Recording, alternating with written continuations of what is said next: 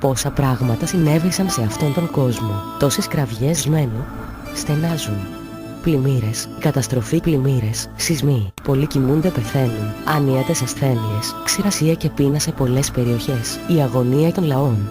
Όλα αυτά είναι η εκπλήρωση των προφητιών. Δεν έχουν κανέναν τρόπο να συγκαλύψουν. Τότε, ένα ή τον άλλο τρόπο γίνεται αντιληπτή ότι η ανθρώπινη ζωή θα είναι περισσότερο σήμερα ή αύριο είναι σίγουρα πιο πάνω αν είσαι πλούσιος ή φτωχός ή όπου κι αν βρίσκονται αυτή τη στιγμή. Αναζητούν καταφύγιο στον Ιησού Χριστό. Πιστεύουμε ότι έχετε μία ψυχή μέσα σου που δεν τελειώνει ποτέ. Από λόγος του Θεού μετά τον θάνατό του, θα υπάρξει μόνο δύο πράγματα. Τη σωτηρία ή την αιώνια καταδίκη. Αν κάποιος δεν έχει καμία ελπίδα στον Ιησού Χριστό, τα πάντα έχει χαθεί, έτσι ώστε να μπορείτε επίσης έτοιμοι. Για τον γιο του ανθρώπου έρχεται η ώρα κατά την οποία δεν πιστεύω. Είναι ο Ιησούς Χριστός που μπορεί μόνη της να φέρει τη σωτηρία, γιατί κέρδισε όταν σήκωσε στο θάνατο και την κόλαση.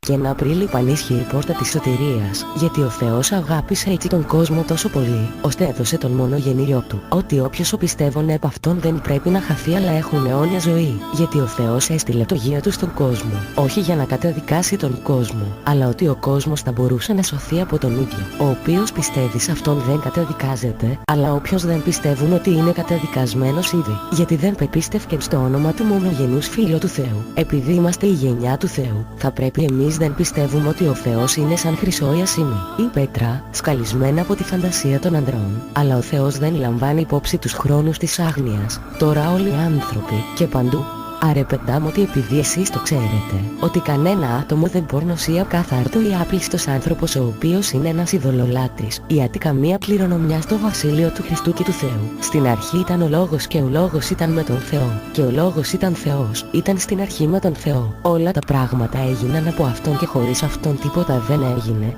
Ήρθε στην ο οποίος ήταν του και τη δική δεν εδέχθησαν Αυτόν, αλλά και σε όλους ο οποίος τον δέχθηκε, για να τους έδωσε το προνόμιο να γίνουν παιδιά του Θεού, σε εκείνους που πιστεύουν στο όνομά Του, το οποίο να σεράμε όχι του αίματος ούτε της βούλησης του σάρικα, ούτε από τη θέληση του ανθρώπου, αλλά ο Θεός, γιατί πιστεύουμε ότι ο Ιησούς πέθανε και αναστήθηκε, έτσι και επίσης να τους τα οποία κοιμούνται στον Ιησού ο Θεός θα φέρει μαζί Του. Ας πούμε, εσείς, κατά συνέπεια, ότι από τη λέξη του Κυρίου, που όσοι από εμάς μένοντας ζωντανός για την έλευση του Κυρίου, δεν τους τα οποία κοιμούνται, διότι ο ίδιος Κύριος 4 από τον ουρανό με πρόσταγμα, με φωνή αρχαγγέλου και με το του Θεού, και οι νεκροί εν Χριστώ θα αναστηθούν πρώτοι.